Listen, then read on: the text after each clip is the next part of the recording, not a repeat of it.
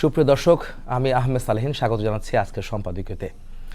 রমজান মাসে নিত্য প্রয়োজনীয় পণ্যের দাম না বাড়াতে ব্যবসায়ীদের প্রতি আহ্বান জানিয়েছেন প্রধানমন্ত্রী তারেক রহমান। তিনি অনুরোধ করেছেন কেউ যেন মানুষের কষ্টের কারণ না হন। এদিকে জ্বালানি মন্ত্রী ইকবাল হাসান মাহমুদ টুকু বলেছেন, দেশে তেলের পর্যাপ্ত মজুদ থাকলেও বৈশ্বিক পরিস্থিতির কারণে রেশনিং ব্যবস্থা চলবে। অন্যদিকে বিরোধী দলীয় নেতা ডাক্তার শফিকুর রহমান জ্বালানি সিন্ডিকেট বন্ধে সরকারকে কঠোর হওয়ার তাগিদ দিয়েছেন। প্রাসঙ্গিক বিষয় নিয়ে আজকের সম্পাদকীয় কারো কষ্টের কারণ না হই। এ বিষয়ে কথা বলতে স্টুডিওতে উপস্থিত আছেন আজিজুল বারী হেলাল, সংসদ সদস্য বিএনপি, এবং অ্যাডভোকেট আতিকুর রহমান, কেন্দ্রীয় কর্মপরিষদ সদস্য জামাত ইসলামে। দর্শক, আপনারাও এই আলোচনায় অংশ নিতে পারেন। এই জন্য আপনাদের ফোন করতে হবে টেলিভিশনে দেখানো নম্বরে। এছাড়া ফেসবুকের মাধ্যমেও আপনাদের মন্তব্য পাঠাতে পারেন। আলোচনা শুরুর আগে জানিয়ে দিব আজকের প্রধান শিরোনামগুলো। ইরানের তেল ও পানি শোধনাগারে হামলা, ইসরায়েলে ক্ষেপণাস্ত্র নিক্ষেপ, দেশে জ্বালানি সংকটের শঙ্কায় পাম্পে দীর্ঘ সারি, তেল গ্যাসবাহী জাহাজ আসায় হবে না সংকট। ঈদের আগেই সরকারি ভাতা পাবেন ইমাম পুরোহিতরা, 14 মার্চ উদ্বোধন করবেন প্রধানমন্ত্রী। মসজিদে 10,000, মন্দির গির্জা প্যাগোডায় 8,000 টাকা, মিলবে উৎসব ভাতাও। গণতন্ত্রের অগ্রযাত্রায় অবদান রাখায় অদম্য নারী সম্মাননা পেলেন বেগম জিয়া, গ্রহণ করলেন নাতনি জাইমা। নারীর ক্ষমতায়নে ভূমিকা রাখবে ফ্যামিলি কার্ড, বললেন রাষ্ট্রপতি। ওসমান হাদি হত্যা মামলার প্রধান আসামি ফয়সাল করিম, মাসুদ ও আলমগীর পশ্চিমবঙ্গে গ্রেফতার, পাঠানো হয়েছে 15 দিনের রিমান্ডে, অবৈধ অনুপ্রবেশের অভিযোগ।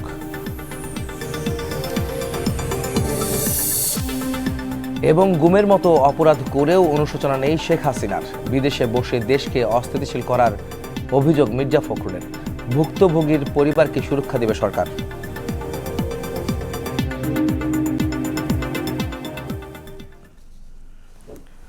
দর্শক, রমজান এলেই নিত্য প্রয়োজনীয় দ্রব্যের উপরে লাগামহীন মূল্য বৃদ্ধি হতে থাকে এবং এসব বিষয় নিয়ে অনেক সময় আলোচনার জন্ম দেয়, একই সঙ্গে নাভিশ্বাস ওঠে সাধারণ মানুষের। সেসব বিষয় নিয়ে প্রধানমন্ত্রী নিজেও কিন্তু আহ্বান জানিয়েছেন কেউ যেন কারো কষ্টের কারণ না হন, সেই বিষয় নিয়ে আহ্বান জানিয়েছেন। সেই বিষয় নিয়ে আজকে আমাদের সম্পাদকীয়, সেখানে আমাদের অতিথি যারা রয়েছেন তাদের সঙ্গে এই বিষয়গুলি আজকে আলোচনা করব। প্রথমে প্রশ্ন করতে চাই আজিজুল বারী হেলাল। হেলাল ভাই, আপনি একটু আমাকে বলবেন, রমজানে দাম না বাড়াতে প্রধানমন্ত্রীর যে আহ্বান, এই অসাধু ব্যবসায়ীদের দমনে কি এটা যথেষ্ট হবে?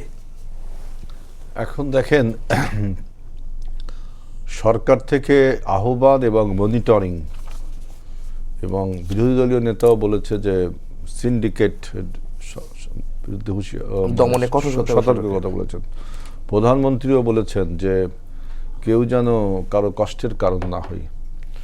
এখন এই যে ব্যবসায়ীদের আগে আমরা অসাধু বলছি, অসাধু কি জন্য হচ্ছে?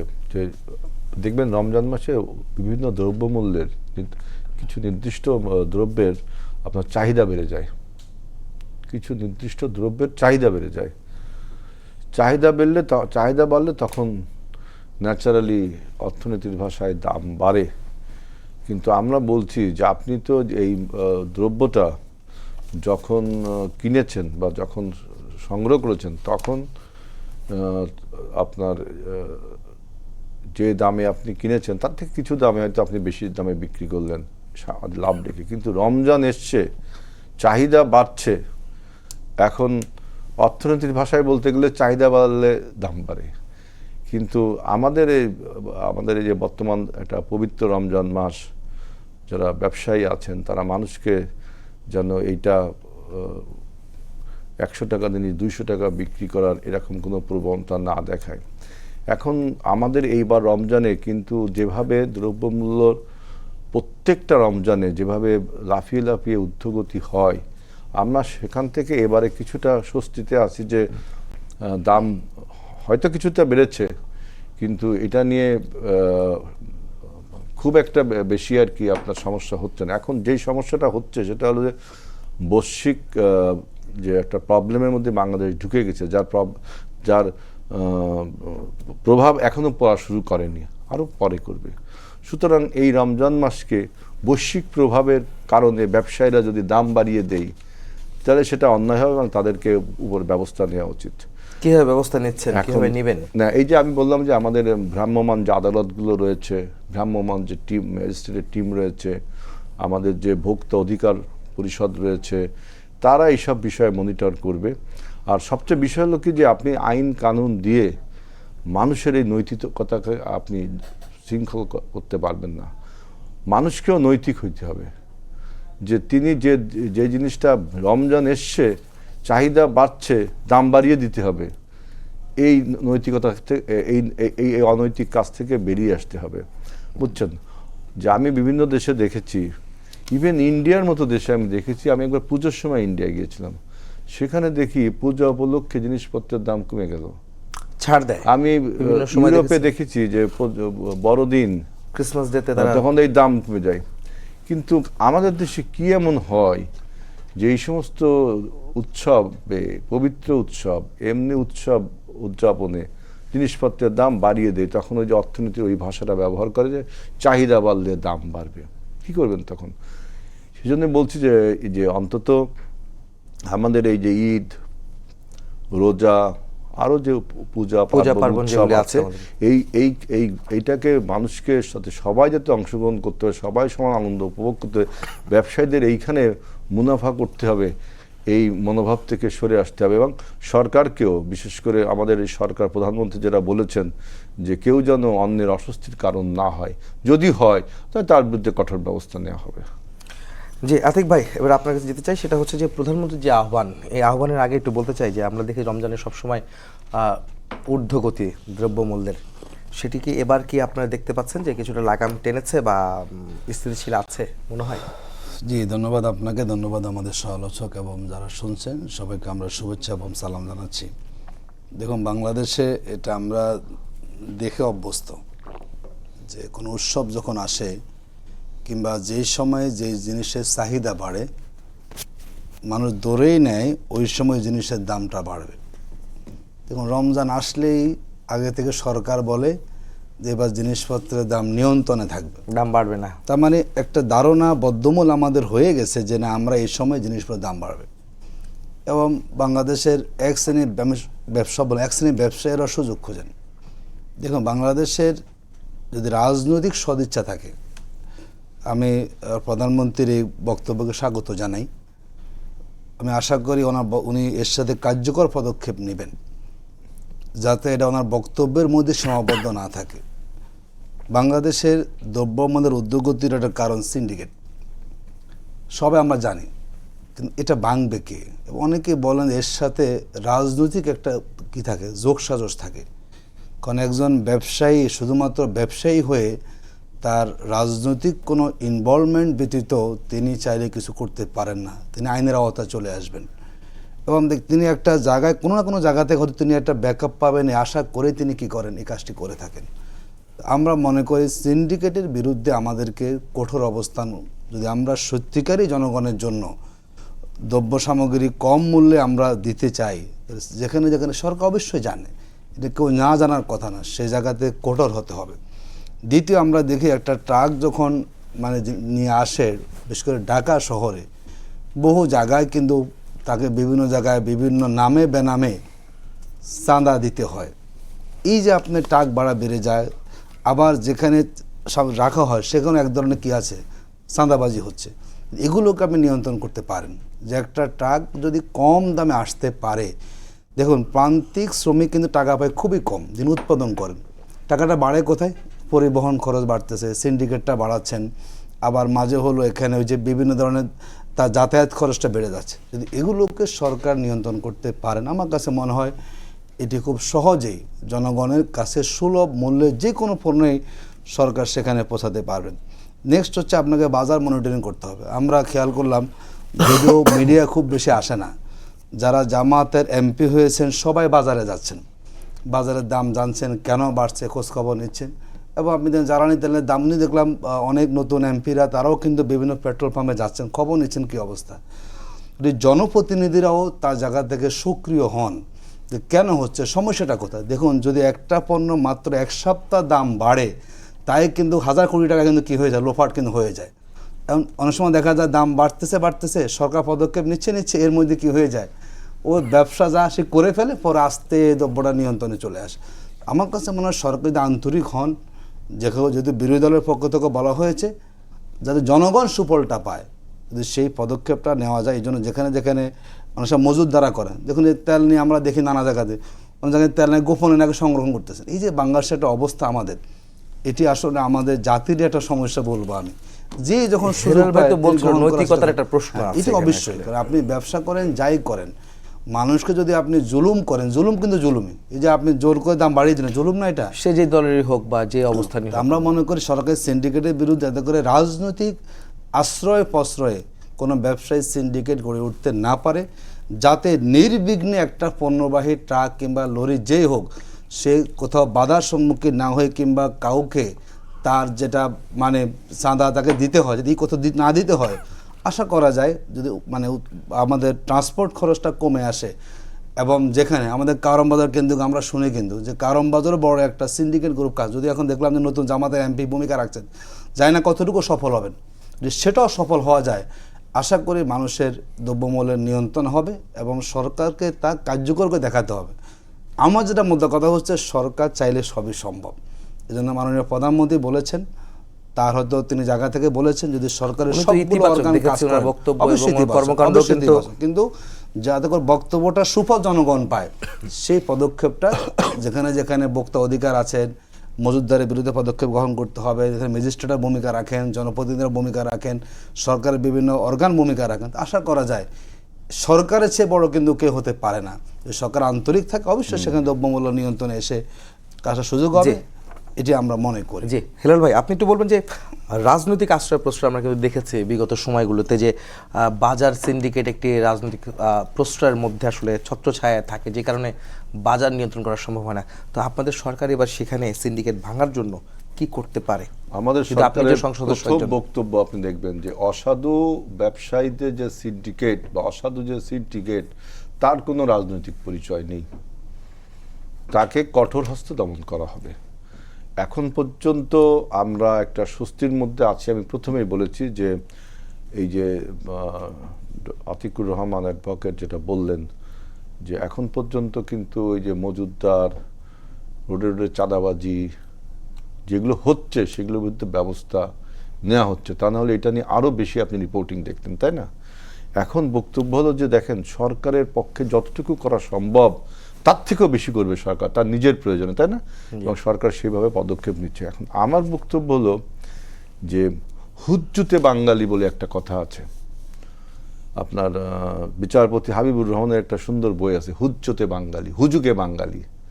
এই যে দেখেন যে মধ্যপ্রাচ্যে যুদ্ধ লাগলো, আমাদের দেশে যারা গাড়ি মালিক, গাড়ি চালায়, তাদের কাছে খবর উঠে গেল আপনার তেল নেই, ডিপোতে তেল নেই।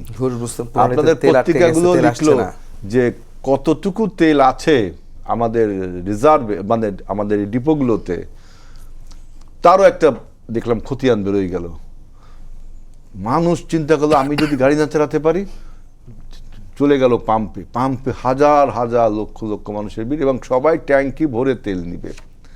দেখেন এটা একটা হুজুগ না, যেখানে বলা হচ্ছে আমাদের আগামী 1-2 মাসের মজুত রয়েছে, 2টা জাহাজ ইতিমধ্যে ভিড়েছে, গতকালকে দেখলাম হরমুজ আরো 6টি জাহাজ ভিড়ছে, কাতার থেকে আমরা এলএনজি আনি, মানে সংকটের কোনো সম্ভাবনাই নেই, কিন্তু সংকট তৈরি হয়েছে। কিন্তু আপনি দেখেন যে কিভাবে হুজুগ করলো যে তেল নেই, মনে হচ্ছে তেল পাওয়া যাবে না।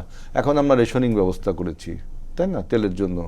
তারপরে আরো কিছু আপনার সাশ্রয় করবার জন্য কৃচ্ছতা সাধনের কথা বলেছি, বিদ্যুতে, বিভিন্ন জ্বালানিতে অনেক আমরা ফর্মুলা দিয়েছি, অনেকগুলো কাজ হচ্ছে। কিন্তু আমার বক্তব্য যে মানুষের যে হুজুগ, এই হুজুগটা আপনি থামাবেন কি করে?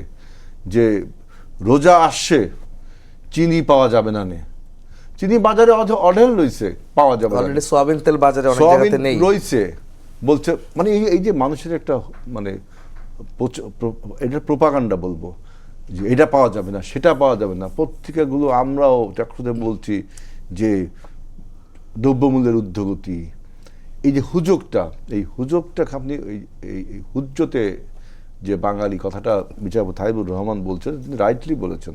আমি তো এক জায়গায় পড়েছিলাম যে যখন করোনা ভাইরাস হয় তখন এই করোনা ভাইরাস যদি মানুষ দেখতে পারতো, যেহেতু মাইক্রোস্কোপিক দেখা যায় না, তাহলে বাঙালি ওই করোনা ভাইরাস দেখতে যেত, ওটা যে আক্রমণ, ওটা যে একটা আপনার সংক্রামক ব্যাধি, এটা মানত, তারপরেও দেখতে যেত। মানে হুজুগ সম্বন্ধে বলতে গিয়ে বিভিন্ন লেখক সাহিত্যিকরা এরকম বলছে। তা আমি দেখলাম যে রোজা আসছে, রোজার 15 দিন আগের থেকেই দ্রব্যমূল্য নিয়ন্ত্রণ করতে হবে। তার মানে কি দ্রব্যমূল্য নিয়ন্ত্রণ ছিল না? ছিল তো। এখন আপনি কথা বলে বলে বলে একটা প্রোপাগান্ডাই কব, এটা একটা ন্যারেটিভ তৈরি করলেন যে দ্রব্যমূল্য বেড়ে যাবে, প্রত্যেক দ্রব্যের মূল্য বেড়ে যাবে। এই জন্য বলছি যে এই হুজুগটা আগে মানুষের কমাতে হবে। আপনি স্রেফ তেল নিয়ে দেখেন, কিছুই না, সব ঠিক আছে। এইটা যদি সিন্ডিকেট করতো, যাদের মজুদে এখন তেল আছে, তা এখন তো বিশ্ববাজারে তেলের দাম বাড়ছে, কিন্তু আমরা তো তেলটা আগেই কিনে রেখেছি, তাই না? আর তেল বাড়বে না বলে ঘোষণা দিয়েছে সেটা যদি সরকার। এখন বলতো যে আমরা তেল দাম বাড়িয়ে দেবো, যেহেতু বিশ্ববাজারে তেল পাওয়া যাচ্ছে না, উল্টা পাল্টা আওয়ামী লীগ আমলে সব বলতো।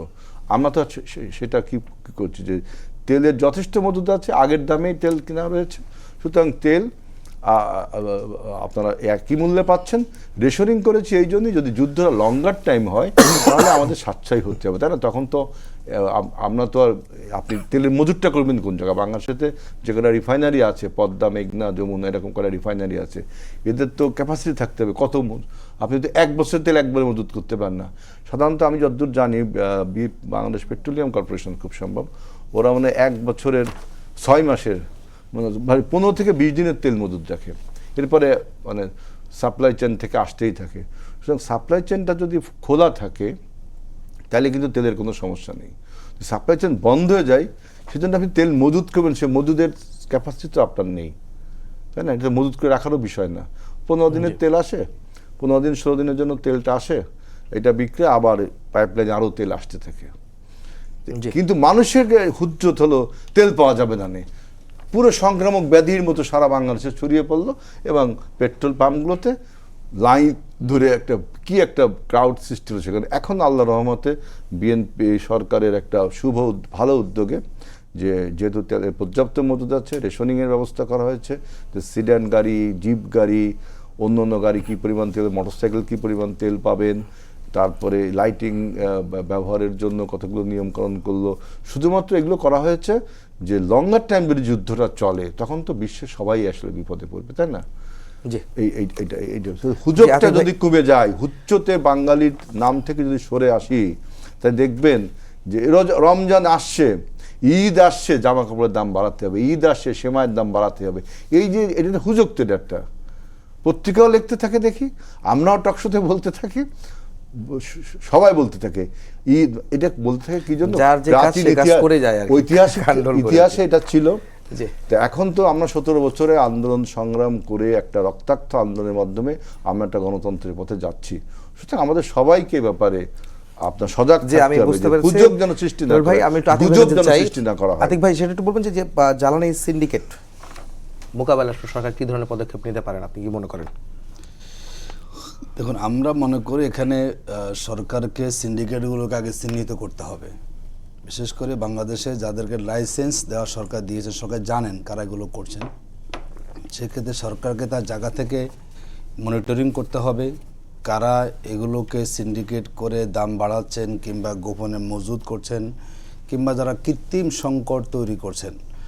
যে হেলাল ভাই বললেন, আমরা আমাদের নজরে পড়েছে আসলে যে পরিমাণ মানুষ হলো আপনার পেট্রোল পাম্পগুলোতে লাইন ধরে আছে, মানে মনে যার তেল প্রয়োজন না সেও নিচ্ছেন, এবং অস্থিরতা আমি তেল পাবো কিনা, এটা পুরো দেশে চলছে আসলে। আমরা মনে করি এখন যতটুকু আমরা খবর পাচ্ছি যে জাহাজগুলো বাংলাদেশে আসতেছে, ইতিমধ্যে এটা আগের সরকার সম্মত অনুমোদন করে দিয়েছেন। যদি এটাকে আমরা নিয়মতান্ত্রিক পন্থায় আমরা সরবরাহ করতে পারি, মানুষকে আশ্বস্ত করা জরুরি। দেখুন, এটা কিন্তু আসলে মিডিয়ারও দায়িত্ব আছে যে আপনারা যতটুকু আমাদের এই পর্যন্ত মজুদ আছে, আশা করি সংকট আমাদের হবে না যদি ব্যতিক্রম কিছু না ঘটে যায়। এই অস্থিরতাটা আসলে আমাদের নিরসন করতে হবে, এবং যেই জায়গাগুলোতে কৃত্রিম সংকট তৈরি করা হয় কিংবা আমাদের পর্যাপ্ত মজুদ থাকার পরও যে নাই, এই যে নিউজগুলো করা হয়, ও সময় দেখি যে এই ধরনের সংকটের ক্ষেত্রে নানা ধরনের নিউজও কিন্তু কাজগুলো ভাইরাল হয়ে যায়, যে তেল সংকট নাই, কিছু জনহুমড়ি খেয়ে পড়ে। মনে আজ থেকে সব মানে সেই ফ্যাসিবাদের আমলে তেলের দাম বাড়বে, এই ঘোষণার পরে রাত 12টার সময় সেখানে কি হয়ে গেছে, সব পেট্রোল পাম্পে মানে মোটরসাইকেল গাড়ি গিয়ে ভরে গেছে। বাড়বে আগামীকাল, আজকে আমার পুরো গাড়ি কি করতে হবে, ফিল আপ করে নিতে। এই যে একটা বিষয়গুলো আছে, এগুলো আমাদেরও একটা অস্থিরতা প্রবণ জাতি আমরা আছি, কিন্তু সরকারকেও তার জায়গা থেকে আসলে দায়িত্ব পালন করতে হবে, জনগণকে আশ্বস্ত করা যে না, যাতে সবাই আশ্বস্ত হতে পারে না আসলে যা হচ্ছে এটা যৌক্তিক আছে, আমরা আছি। এবং বিরোধী নেতা যে কথা বলেছেন যে জ্বালানি যে সিন্ডিকেটটা, এটা কিন্তু বাংলাদেশে হয় বহু জায়গায় পাচ্ছে, যে এই ধরনের তারা তেল গোপনে তারা কি করছেন, তার সংগ্রহ করছেন, এগুলোকে নিয়ন্ত্রণ করা যায়, যে আতিক ভাই, আস্থার অন্য বার্তা দেওয়া প্রসঙ্গে যায়। যেতে আশা চাই, করি তারা এই জ্বালানি জিনিসটা তেল এবং আমাদের দ্রব্যমূল্যের কথা নিয়ন্ত্রণ শুনেছি। করতে পারবে। এখানে আমরা কিছুক্ষণ আগে জানতে পেরেছি যে ওসমান হাদি হত্যার যে মূল 2 আসামি তারা ভারতে গ্রেফতার হয়েছে এবং রিমান্ডে নেওয়া হয়েছে তাদেরকে 15 দিনের। এই বিষয় নিয়ে আসলে আপনারা কি বলবেন, যেখানে হাদি হত্যার বিচার নিয়ে বেশ আলোচনা চলছিল এবং ভারতের প্রতি একটা দাবি তোলা হয়েছিল তাদের ওখানেই আসামিরা রয়েছে, কিন্তু ভারত বলেছিল তাদের ওখানে আসামি নেই, তারা দুজন কেউই ছিল না, কিন্তু ঠিক ভারত থেকে গ্রেফতার হলো। যে এটা প্রথম হচ্ছে আমার জন্য ভালো একটা খবর। যারা আমরা ওসমান হাদি ইনকিলাব মঞ্চ থেকে শুরু করে রাজনৈতিক দলগুলো যারা ওসমান হাদির আমরা বিচার চেয়েছি হত্যাকাণ্ডের, আমরা সবাই খুব খুশি যে অন্তত পক্ষে বাইরের দেশে হলেও আসামিরা কী হয়েছেন, তারা গ্রেপ্তার হয়েছেন। এর সাথে আমরা বিগত সরকারকে দায়ী করি। বিগত সরকারের সময় আমরা অনেক বলেছি, কিন্তু এটা কিন্তু আমরা আসলে কোনো বিচার পাওয়া যায়নি। আসামিরা আসলে কোথায় আছেন সে ব্যাপারেও সুনির্দিষ্ট কিছু বলা হয়নি। বিশেষ করে বড় ব্যর্থতা ছিল না, সরকার থেকে কিন্তু বলা মানে হচ্ছিল যে হত্যাকাণ্ড- ভারতে আছে, অনেক ভারতে পরে পালিয়ে গেছে, এটা অনেক কিন্তু বলেছিল বারবার। অনেক পরে বলা হয়েছে, প্রায় 1.5 থেকে 2 মাস পরে। এবং যেটি হলো আপনার ঘটনা ঘটিয়ে নির্বিঘ্নে পালিয়ে যেতে পারাটা শুধু বড় ব্যর্থতা। এটা ঘটনা ঘটার পরে যেই সব অর্গানগুলোকে উইংগুলোকে আপনি অ্যাক্টিভ করবেন, তার আগে তিনি ভারতে পালিয়ে গেছেন। এখন যেটি হচ্ছে যে যেহেতু তারা ওখানে অ্যারেস্ট হয়েছেন, আমরা বলবো যে বাংলাদেশ এবং ভারতের একটা কিন্তু বন্দি বিনিময় চুক্তি আছে, জি, তার আলোকে তাদের দেশে আনতে হবে এবং এটা বেশি সময় ক্ষেপণ করা যাবে না। এবং কারা এর সাথে আসলে সম্পৃক্ত, একটা হত্যাকাণ্ড কিন্তু 2 জন ঘটায়নি, নিঃসন্দেহে এর পিছনে বড় একটা শক্তি আছে। কারা এর পিছনে ভূমিকা পালন করেছে তাদেরকে দ্রুত সময়ে বাংলাদেশে ফিরিয়ে আনার জন্য আমাদের বর্তমান সরকার পদক্ষেপ গ্রহণ করবেন, তারা কূটনৈতিক উদ্যোগ গ্রহণ করবেন এবং ইমিডিয়েটলি করবেন, এবং তারা এনে তাদেরকে বাংলাদেশের আইনে যে দৃষ্টান্তমূলক শাস্তি, এখানে তাদেরকে আবার তাদের রিমান্ডে আনতে হবে। কারণ তারা কেন একটা ঘটনা পুরো বাংলাদেশে নাড়িয়ে দিয়েছে। সুতরাং এই 2 জন ব্যক্তির পিছনে তারা এবং নেপথ্যে কারা আছেন, যে সবাইকে উদ্ঘাটন করা যায়। আশা করা যায় বাংলাদেশে যে আইনের শাসনের কথা আমরা শুনতে পাচ্ছি এখন প্রধানমন্ত্রীর মুখ থেকে, তাহলে আমরা আশ্বস্ত হব না আসলে সেখানে আইনের শাসনটা কায়েম হবে। দ্রুত তাদেরকে নিয়ে আসতে হবে। কারণ এই আইনে আসার প্রক্রিয়াটাও তো কিন্তু একটু জটিলতা আছে, কারণ তাদেরকে যে অভিযোগে ধরা হয়েছে সেটা অবৈধ অনুপ্রবেশের অভিযোগে। সেখানে কিন্তু সেই আদালতে, তাদের দেশের আদালত এবং তাদের যে আইন সেই অনুযায়ী তাদের শাস্তি হবে, তারপরে হয়তো বাংলাদেশে ফিরিয়ে আনার বিষয়টা আলোচনা হতে পারে। দেখুন, এরকম অভিযোগ তো আমাদের মানে বর্তমান স্বরাষ্ট্রমন্ত্রী লম্বা সময় কিন্তু তিনি ভারতের কারাগারে আটক ছিলেন। যদি সরকার আন্তরিক হন, তাকে কিন্তু আইনি প্রক্রিয়া মোকাবেলা করে দেশে ফিরতে হয়েছিল। আমার আলোচনা শুরু করুক, কয়েক তারা দফা, জি, আলোচনা জি। শুরু হোক। আমাদের আলোচনা শুরু হলে একটা প্রক্রিয়া বেরিয়ে আসবে। দেখুন, যদি উভয় দেশের সরকার যদি মানে সন্ত্রাসীদের বিরুদ্ধে অবস্থান গ্রহণ করেন, অনেক সময় আইনও কিন্তু সহজ হয়ে যায়। এটি সরকারের সদিচ্ছা, বাংলাদেশ সরকারের উদ্যোগ এবং ভারত দুই দেশের সরকার সম্পর্কের বিষয়টাও এবং আছে। ভারত সরকার যদি মনে করে না আমরা এটাকে দীর্ঘমেয়াদী না করে, কিন্তু জনগণের মধ্যে একটা ক্ষোভ আছে, তারা হাদি হত্যার বিচার চাচ্ছেন। বাংলাদেশের মানুষ মনে করেন পার্শ্ববর্তী দেশ তারা এই জায়গাটায় দায়িত্ব পালন করবে না। বাংলাদেশের একজন হত্যাকারী যেভাবেই হোক তারা সেখানে প্রবেশ করেছেন এবং তারা একদিন স্বীকার করেন না, এখন তো প্রমাণ হলো তারা সেখানে অ্যারেস্ট হয়েছেন।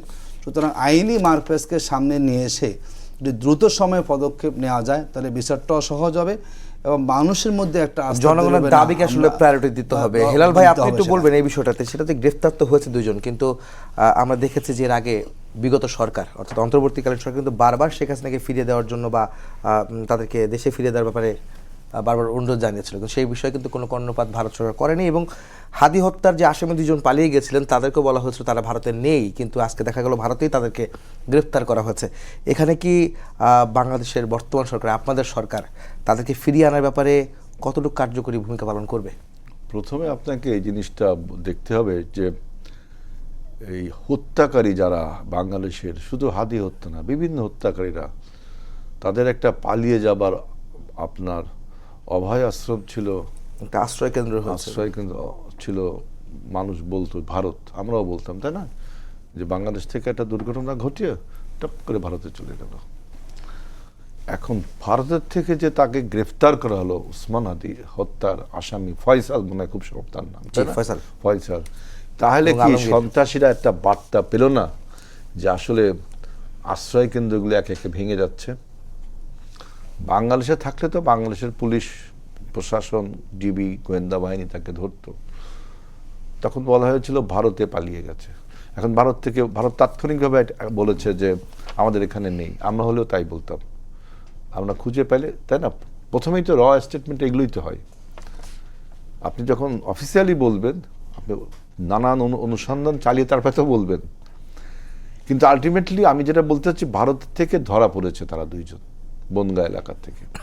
তাইলে আমাদের দেশে যে সমস্ত সন্ত্রাসীরা এখন ওত পেতে বসে আছে যে বিভিন্ন সন্ত্রাসী কার্যক্রম করে টুপ করে ভারতে চলে যাব, সেখানে গেলেও যে আশ্রয় পাওয়া যাবে না, তার একটা মেসেজ এটা হচ্ছে। এবং এইটা যদি সাস্টেইন করে এই মেসেজটা, যে এই যে যেমন ওসমান হাদি হত্যার আসামিকে ভারত থেকে গ্রেপ্তার করা হচ্ছে এবং এটা আমরা জানতে পাচ্ছি, এখন আমরা ওই যে এক্সট্রাডিশন ল, যে বন্দি বিনিময় চুক্তি যেটা বললো অ্যাডভোকেট আতিক, এক্সট্রাডিশন ল, এইসব বিনিময়ে তাকে নিয়ে আসবো, তাই না? এটা ঠিক আছে, এগুলো আইন কানুন যাই হোক আমরা নিয়ে আসবো। কিন্তু মেসেজটা কত সুন্দর হলো, আমি তাই বলছি যে সন্ত্রাসীরা পালাবার স্থান এখন আরো বিভিন্ন, মানে পালাবার স্থান তাদের যদি এভাবে গুড়িয়ে যায়, ধ্বংস হয়ে যায়, তাহলে কি সন্ত্রাসীদের উপর একটা সেখানে ভারতের crackdown হলো না? সদিচ্ছা লাগবে আসলে, কারণ ভারতে তো আপনার জুলাই অভ্যুত্থানের অনেক সেটাই আসামি বলছি, কিন্তু সেটাই ওখানে বলছি। আছে। আপনার শোনেন, আপনার কূটনীতিক রিলেশন এবং ওয়ার্কিং রিলেশন দুই রকম, তাই না? একটা দেশের সাথে আপনার ওয়ার্কিং রিলেশন সবসময় থাকবে, আবার কূটনীতিক রিলেশনও থাকবে। এগুলো আমি কিন্তু অন্য এই প্রসঙ্গে মেসেজটা তো যেতে চাই। খুব গুরুত্বপূর্ণ যে শেষ পর্যন্ত ভারতে তাদের পাওয়া গেছে, তার মানে ভারত সরকার তাকে ধরেছে তো। এখন আবার এরকম যদি সদিচ্ছাগুলো থাকে যে বাংলাদেশ থেকে কোনো সন্ত্রাসী পালিয়ে তাদের ওখানে যেতে পারবে না, আশ্রয় পাবে না, তাহলে কি হচ্ছে, সন্ত্রাসীরা একটু অনেকটা ভয় পেয়ে কমে গেল না? আসবে। অনেক কমে আসবে না? জি। এই মেসেজটাকে যেন আমরা ইনক্রিজ করতে পারি, এই মেসেজটাকে যেন আমরা ধরে রাখতে পারি যে আমাদের ভারতে সময় গেলেও কম, হেলাল পার ভাই, পাওয়া আমি যাবে একটু না। অন্য প্রসঙ্গে যেতে চাই আপনার কাছে। সেটা হচ্ছে যে আজকে আমরা দেখেছি যে ঢাকা 4 এবং ঢাকা 16 আসনের দুজন প্রার্থী বিএনপির যারা পরাজিত হয়েছেন, তারা আদালতে মামলা করেছেন বা আবেদন জানিয়েছেন, এবং তারপরে আদালত কিন্তু ব্যালট পেপার সংরক্ষণের নির্দেশ দিয়েছেন। এই বিষয়টাকে আসলে নির্বাচনে কোনো যেই ফলাফল এসেছে এবং বর্তমান সরকার বা সরকার গঠন করছে, কোনো প্রভাব ফেলবে কিনা? প্রভাব ফেলবে না, কারণ কি আপনাদের বাংলাদেশে 73 সালের প্রথম নির্বাচন থেকে শুরু করে আজকে 2026 সালের শেষ নির্বাচন পর্যন্ত একটা নির্বাচন দেখাতে পারবেন না যেখানে পরাজিত প্রার্থী বা কোনো সংক্ষুব্ধ প্রার্থী মামলা করে নাই। সুতরাং সে আদালত তিনি ওই 4 আর ওই আসনে 16 আসনের প্রার্থী হয়তো মনে করেছেন তার ভোটটা সঠিকভাবে গণনা করা হয়নি। আমরা যে খাতায় চ্যালেঞ্জ করি না, পরীক্ষার খাতাও তো চ্যালেঞ্জ করি যে আমার 5টা আবার দেখেন, সেরকম একটা বিষয়। এইটা আপনার জাতীয় নির্বাচন, জাতীয় রাজনীতি বা সরকারের বা বিরোধী দলের পরিবর্তন কোনো প্রভাব পড়বে না। আতিক ভাই, আমি একটু আপনাকে যেতে চাই, সেটা হচ্ছে যে আজকে দেখেছি যে মির্জা আব্বাসের পক্ষে, মির্জা আব্বাসকে বা যে হুমকি ধামকি দেওয়ার ঘটনায় নাসিরউদ্দিন পাটোয়ারি এনসিপির, তার বিরুদ্ধে একটা মামলার আবেদন করা হয়েছে। কিন্তু সেই মামলা আবেদন করার পর বিএনপি থেকে আবার তাকে শোকজ করা হচ্ছে, যিনি যে মামলা আবেদন করেছিলেন, বিএনপির এক নেতা। কিন্তু আমরা আবার দেখেছি নাসিরউদ্দিন পাটোয়ারি তিনি একটি গালি দিয়ে আসলে অশ্রাব্য ভাষায় কথা বলছেন মির্জা আব্বাসকে, আজকে ইফতারের একটি আয়োজনে দেখেছি রাজধানীতে। সেটাকে আসলে আপনারা কীভাবে মূল্যায়ন করবেন, যদি আপনাদের ছোট সঙ্গী এনসিপি নাসিরউদ্দিন পাটোয়ারি আপনাদের সঙ্গে? এটা মনে করছে আমরা যারাই রাজনীতি করি, রাজনৈতিক একটা শিষ্টাচার আমাদের সবাইকে মেনটেন করতে হবে। দ্বিতীয় মামলাটা যেটি করেছেন, আসলে মানহানি মামলা কিন্তু আইনি কিছু বিষয় আছে, আপনি যার ব্যাপারে তাকে কিন্তু মামলাটা করতে হয়। এই ধরনের মামলা কিন্তু আওয়ামী লীগ আমলে হয়েছিল, মাহমুদুর রহমানের মামলা করার বিরুদ্ধে। অধিকার তো সবারই না, আছে, যেমন তেমনি আবার কিন্তু বাক স্বাধীনতার অধিকার আছে, কিন্তু গালি কি দিতে পারে না? মানহানি মামলা কিন্তু সাধারণত যাকে নিয়ে করা হয় তিনি করতে পারেন। তো আমরা মনে করি যেই বা যারাই হোক, এখানে আমরা সবাই রাজনৈতিক যে একটা মানে আমাদের স্বাধীনতা বজায় রাখা প্রয়োজন, যাতে এমন কোনো শব্দ আমরা না করি যেটা আসলে অনেক সময় রাজনৈতিক বহির্ভূত হয়ে যায় আমাদের, এটা সবাই খেয়াল করা প্রয়োজন। জি, সবাই আমরা রাজনীতি মাঠে এক থাকবো, সেই মেনটেন আশা করা যায় আমাদের রাজনৈতিক সৌন্দর্যতা আরও বেশি আমরা বজায় রাখতে পারবো। জি, আতিক ভাই এবং হেলাল ভাই, আপনাদের দুজনকে ধন্যবাদ জানাচ্ছি। সবাইকে ধন্যবাদ জানিয়ে শেষ করছি আজকের সম্পাদকীয়। আগামীকাল আবার দেখা হবে একই সময়ে। শুভরাত্রি।